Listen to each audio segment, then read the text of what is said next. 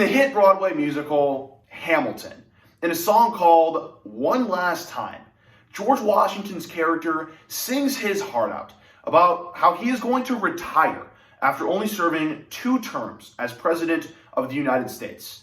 President Washington's precedent of only serving 2 terms was officially signed into law in the late 1940s with the 22nd Amendment, which made it mandatory that the President of the United States can only serve a max of 8 years, presidential term limits. However, there are still no term limits passed for the Congress at all, but this soon could be changing.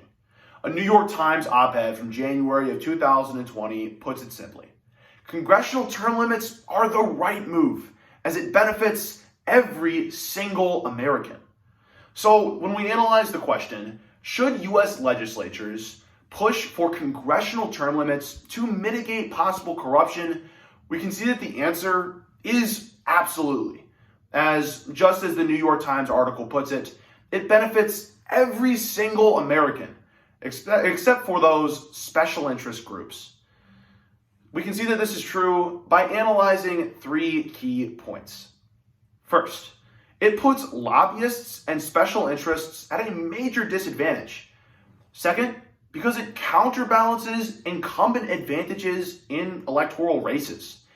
And finally, because it makes the Congress a calling and not a career, we can see that the congressional term limits are the right move, and they need to be passed immediately.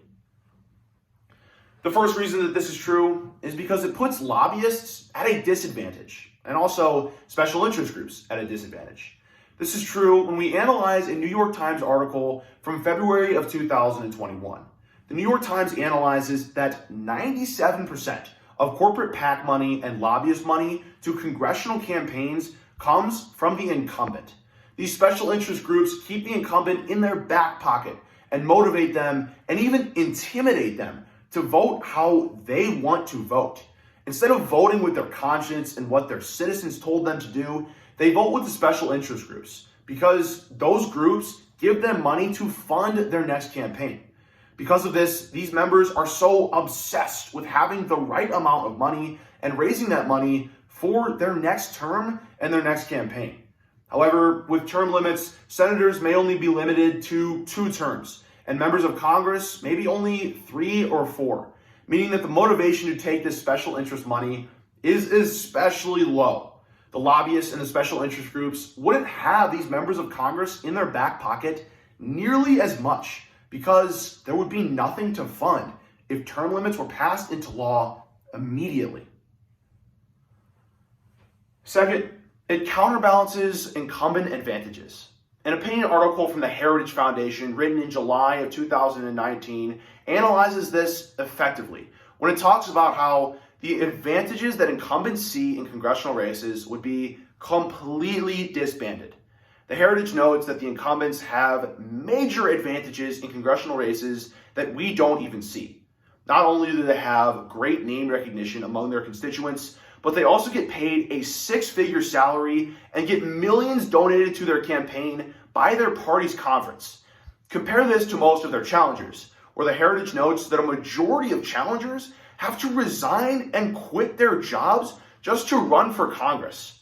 Everyday Americans can't really run for Congress as they can't afford to, and challengers are especially at a disadvantage because their incumbents have a major advantage. They have the financials to make sure that they stay in that seat, dissuading any ordinary American from running for Congress.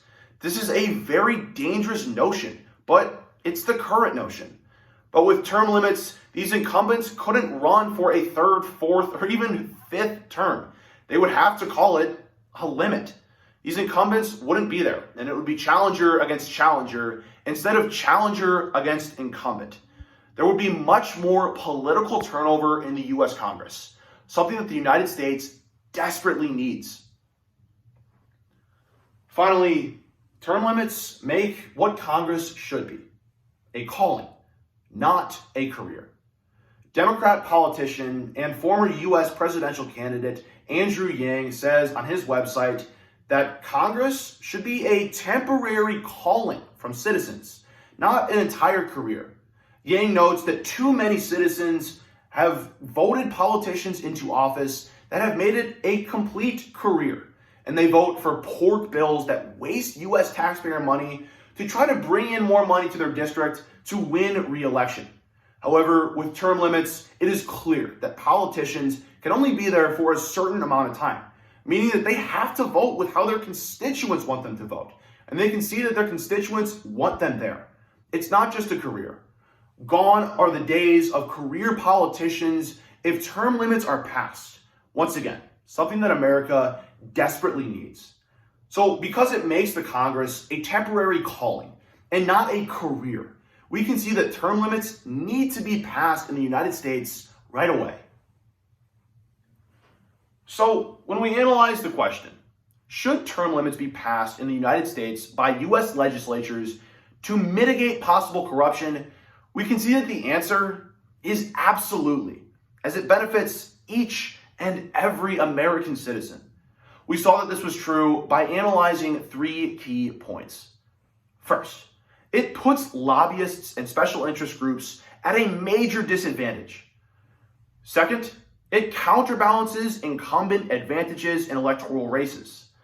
And finally, because it makes Congress what it should be, a calling and not a career, we can see that term limits need to be passed in Congress right away.